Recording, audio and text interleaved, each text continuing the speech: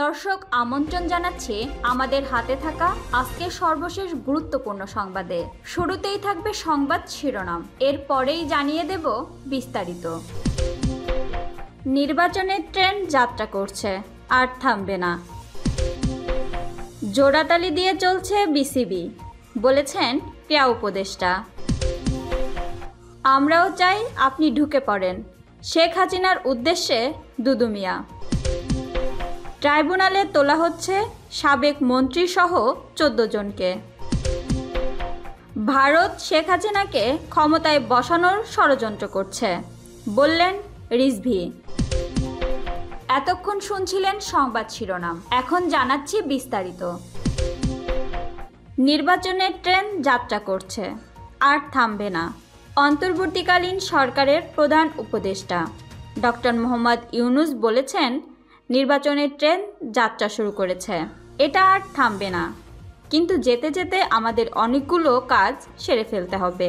এই ট্রেন শেষ স্টেশনে কখন পৌঁছাবে সেটা নির্ভর করবে কত তাড়াতাড়ি আমরা তার জন্য রেল লাইনগুলো বসিয়ে দিতে পারি, আর তা হবে রাজনৈতিক দলসমূহের ঐক্যমত্যের মাধ্যমে। অন্তর্বর্তী সরকারের 100তম দিন উপলক্ষে আজ রবিবার সন্ধ্যায় জাতির উদ্দেশ্যে দেয়া ভাষণে এসব কথা বলেন প্রধান উপদেষ্টা। ডক্টর ইউনূস বলেন, ইতোমধ্যে অন্যান্য সংস্কার কমিশনের সুপারিশমালা নিয়ে আলাপ চলতে থাকবে। নির্বাচন ছাড়া আরও গুরুত্বপূর্ণ সংস্কার করার ব্যাপারে ঐক্যমত্য গঠনের জন্য অতিরিক্ত সময় প্রয়োজন হতে পারে। দেশবাসীর কাছে, বিশেষ করে রাজনৈতিক দলগুলোর কাছে আমরা ক্রমাগতভাবে প্রশ্ন তুলতে থাকব। কি সংস্কার নির্বাচনের আগে আপনারা করে নিতে চান? নির্বাচনের আয়োজন চলাকালীন কিছু সংস্কার হতে পারে। সংস্কারের জন্য নির্বাচনকে কয়েক মাস বিলম্বিত করা যেতে পারে। নির্বাচন কমিশন গঠন নিয়ে প্রধান উপদেষ্টা বলেন, নির্বাচন কবে হবে এই প্রশ্ন আপনাদের সবার মনেই আছে, আমাদের মনেও সারাক্ষণ আছে। আপনারা লক্ষ্য করেছেন, নির্বাচন আয়োজনের লক্ষ্যে আমরা প্রয়োজনীয় পদক্ষেপ নিতে শুরু করেছি। কয়েকদিনের মধ্যে নির্বাচন কমিশন গঠন হয়ে যাবে। তারপর থেকে নির্বাচন আয়োজন করার সমস্ত দায়িত্ব তাদের উপর বর্তাবে। তিনি বলেন, নির্বাচন কমিশন ভোটার তালিকা হালনাগাদ সহ আরও কিছু কাজ শুরু করে দিতে পারবে, যা একটি অবাধ নির্বাচনের সাথে সরাসরি সম্পৃক্ত। প্রথমবারের মতো প্রবাসী বাংলাদেশিরা পোস্টাল ব্যালটের মাধ্যমে যাতে তাদের ভোটাধিকার প্রয়োগ করতে পারেন সে লক্ষ্যেও সরকার কাজ করছে। জোড়াতালি দিয়ে চলছে বিসিবি, বলেছেন ক্রীড়া উপদেষ্টা। অন্তর্বর্তী সরকারের যুব ও ক্রীড়া উপদেষ্টা আসিফ মাহমুদ বলেছেন, বিসিবি জোড়াতালি দিয়ে চলছে। তারা পরিচালক নিয়োগ দেওয়ার মাধ্যমে স্থবিরতা কাটানোর চেষ্টা করছেন। রবিবার 17 নভেম্বর সচিবালয়ে অন্তর্বর্তী সরকারের 100তম পূর্তিতে আয়োজিত সংবাদ সম্মেলনে একথা বলেন তিনি। গত 5 আগস্ট শেখ হাসিনা দেশ ত্যাগ করেন। এর আগে ও পরে দেশ ত্যাগ করেন বিসিবির সভাপতি সহ অনেক পরিচালক। বিসিবির 5টি সভায় যে সেসব পরিচালক উপস্থিত না থাকায় তাদের পদও বাতিল হয়েছে। ওই জায়গায় একজন বোর্ড সভাপতি ও অল্প সংখ্যক পরিচালক নিয়োগ দিয়ে বিসিবির কার্যক্রম পরিচালনা করা হচ্ছে। বিষয়টি উল্লেখ করে আসিফ মাহমুদ বলেন, বিসিবি জোড়াতালি দিয়ে চলছে। যখন দায়িত্ব নিই তখন বিসিবির লোকজনকে সভাপতি পরিচালক খুঁজে পাওয়া যাচ্ছিল না। নতুন পরিচালক নিয়োগের মাধ্যমে স্থবিরতা কাটানোর চেষ্টা চলছে। আগামী 30 ডিসেম্বর থেকে শুরু হচ্ছে বাংলাদেশ প্রিমিয়ার লিগ পিপিএল। টি-20 এই টুর্নামেন্ট ঘিরে মিরপুর শেরেবাংলা স্টেডিয়াম, চট্টগ্রাম জহুর আহমেদ চৌধুরী স্টেডিয়াম ও সিলেট আন্তর্জাতিক ক্রিকেট স্টেডিয়ামে কিছু সংস্কার করা হয়েছে। কাজগুলো করেছে ক্রীড়া মন্ত্রণালয়। বিসিবির পর্যাপ্ত অর্থ থাকলেও ক্রীড়া মন্ত্রণালয়ের এই সংস্কার কাজ সম্পর্কে ক্রীড়া উপদেষ্টা বলেন, স্টেডিয়ামগুলো সরকারের অধীনে, এর রক্ষণাবেক্ষণ ও সংস্কারের দায়িত্ব তাই সরকারের। ক্রীড়া উপদেষ্টা আরও জানিয়েছেন, বিসিবি, বাফুফে সহ সব ক্রীড়া ফেডারেশনগুলো জবাবদিহিতার আওতায় আনা হচ্ছে। প্রতি বছর কার্যক্রমের রিপোর্ট ও অডিট রিপোর্ট জমা দিতে বলা হয়েছে ফেডারেশনগুলোকে। অনেক ফেডারেশনের ঋণের বোঝাও টানতে হচ্ছে সরকারের। তবে বিসিবি, বাফুফে সহ কিছু ফেডারেশনে সরকারের হস্তক্ষেপের সুযোগ নেই বলে মন্তব্য করেছেন তিনি। আমরাও চাই আপনি ঢুকে পড়েন। শেখ হাসিনার উদ্দেশ্যে দুদু। বিএনপি চায় সাবেক প্রধানমন্ত্রী শেখ হাসিনা দেশে চলে আসুক, এমন কথা জানিয়েছেন দলটির ভাইস চেয়ারম্যান শামসুজ্জামান দুদু।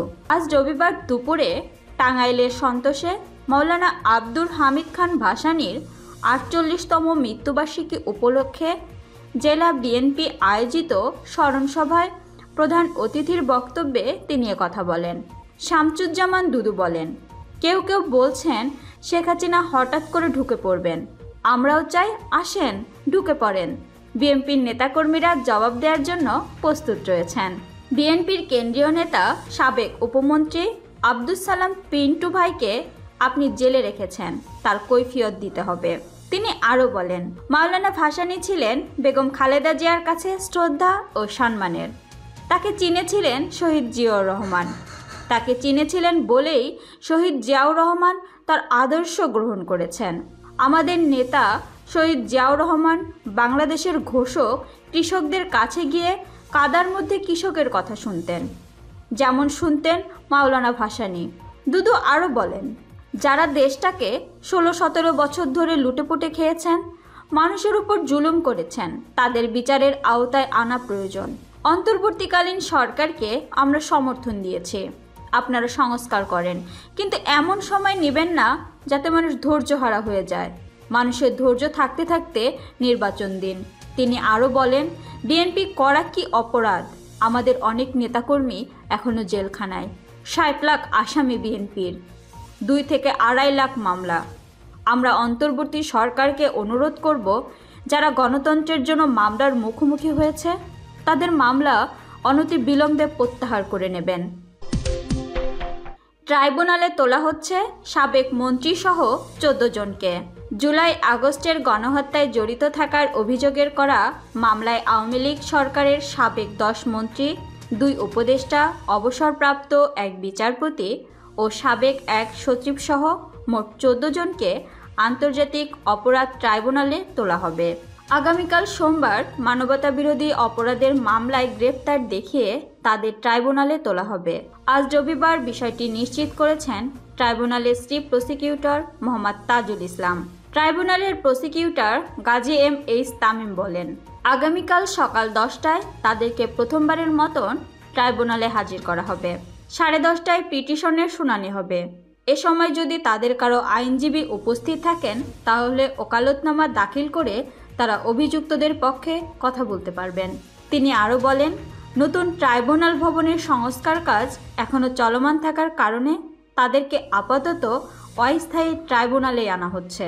এজন্য ট্রাইব্যুনাল প্রাঙ্গণে ও এর আশেপাশের কঠোর নিরাপত্তা ব্যবস্থা নেওয়া হবে।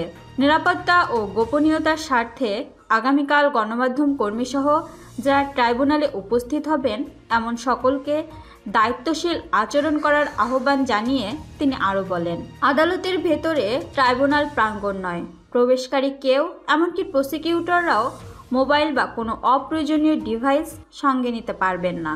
এর আগে গত ২৭ অক্টোবর বৈষম্য বিরোধী ছাত্র জনতার গণ অভ্যুত্থানে পতন হওয়া আওয়ামী লীগ সরকারের সাবেক ১০ মন্ত্রী, ২ উপদেষ্টা, অবসরপ্রাপ্ত ১ বিচারপতি ও সাবেক ১ সচিব সহ মোট ১৪ জনকে মানবতা বিরোধী অপরাধের মামলায় গ্রেপ্তার দেখিয়ে শোনো অ্যারেস্ট ১৮ নভেম্বর আন্তর্জাতিক অপরাধ ট্রাইব্যুনালে হাজিরের নির্দেশ দেওয়া হয়। আন্তর্জাতিক অপরাধ ট্রাইব্যুনালের চেয়ারম্যান বিচারপতি মোহাম্মদ গোলাম মর্তুজা মজুমদারের নেতৃত্বে ৩ সদস্যের বিচারিক প্যানেল এ আদেশ দেন। বর্তমানে অন্য মামলায় গ্রেপ্তার হয়ে কারাগারে থাকা যাদের ট্রাইব্যুনালে হাজিরের নির্দেশ দেওয়া হয়েছে তারা হচ্ছেন আনিসুল হক, আব্দুর রাজ্জাক, গোলাম দস্তগীর গাজী, শাহজাহান খান, দীপু মনি, ফারুক খান, কামাল আহমেদ মজুমদার, হাসানুল হক ইনু, রাশেদ খান মেনন, জুনায়েদ আহমেদ পলক, সাবেক প্রধানমন্ত্রীর উপদেষ্টা সালমান এফ রহমান, তৌফিক এলাহি, আপিল বিভাগের অবসরপ্রাপ্ত বিচারপতি শামসুদ্দিন চৌধুরী মানিক ও সাবেক স্বরাষ্ট্র সচিব জাহাঙ্গীর আলম। ভারত শেখ হাসিনাকে ক্ষমতায় বসানোর ষড়যন্ত্র করছে বললেন রিজভী। বিএনপির সিনিয়র যুগ্ম মহাসচিব অ্যাডভোকেট রুহুল কবির আহমেদ রিজভী বলেছেন, শেখ হাসিনা পালিয়ে যাওয়ার ফলে ভারত শোকাহত। ভারত শেখ হাসিনার জন্য খুব কষ্ট পেয়েছে। ভারত ষড়যন্ত্র করছে শেখ হাসিনাকে আবারও দেশে ফিরে এনে ক্ষমতায় বসানোর। শনিবার বিকেলে লালমনিরহাটের বড়বাড়ি শহীদ আবুল কাশেম মহাবিদ্যালয় মাঠে আয়োজিত শহীদ জিয়া স্মৃতি ফুটবল টুর্নামেন্টের চতুর্থ খেলায় প্রধান অতিথির বক্তব্যে তিনি এসব কথা বলেন। রুহুল কবির রিজভী বলেন, দেশনেত্রী খালেদা জিয়া জেল জুলুমকে মেনে নিয়ে দেশেই ছিলেন এবং আছেন, আর শেখ হাসিনা নেতাকর্মীদের রেখে ভারতে পালিয়ে গেছেন। এটাই হলো শেখ হাসিনা আর খালেদা জিয়ার মধ্যে পার্থক্য। তিনি বলেন, ভারতীয় মিডিয়াতে একটি স্বাধীন দেশ নিয়ে অপপ্রচার চালাচ্ছে শুধু শেখ হাসিনার জন্য। ভারতকে বলবো, শেখ হাসিনার প্রতি যদি এত মায়া, তাহলে ভারতে তার জন্য আরেকটা তাজমহল তৈরি করুন। তিনি আরও বলেন, অনেক ষড়যন্ত্র হচ্ছে, তাই সতর্ক থাকতে হবে। দেশে গণতন্ত্র ফিরিয়ে আনতে অচিরেই একটি সুষ্ঠু নির্বাচন প্রয়োজন। একজন মেয়রের বাড়ি থেকে ভাত আনতে রাষ্ট্রের মাসে 25 লাখ টাকা খরচ হয়। এটা ভাবা যায় দুর্নীতি কত হয়েছে তাহলে। বিএনপির সিনিয়র যুগ্ম মহাসচিব বলেন, গত 16 বছর ধরে বিনা ভোটে আওয়ামী লীগ জনগণের গঠনতন্ত্র হরণ করে তাদের নিজস্ব লোকজনকে লুটপাটের সুযোগ করে দিয়েছে। পুলিশের একজন আইজি 1000 কোটি টাকার মালিক, আরেকজন মন্ত্রীর দেশের বাইরে 250 মিলিয়ন পাউন্ডের বাড়ি। তিনি বলেন, শেখ হাসিনা ক্ষমতায় থাকার জন্য হাজার হাজার মানুষকে খুন করেছেন, বিরোধী মতের উপর নির্যাতন চালিয়েছেন।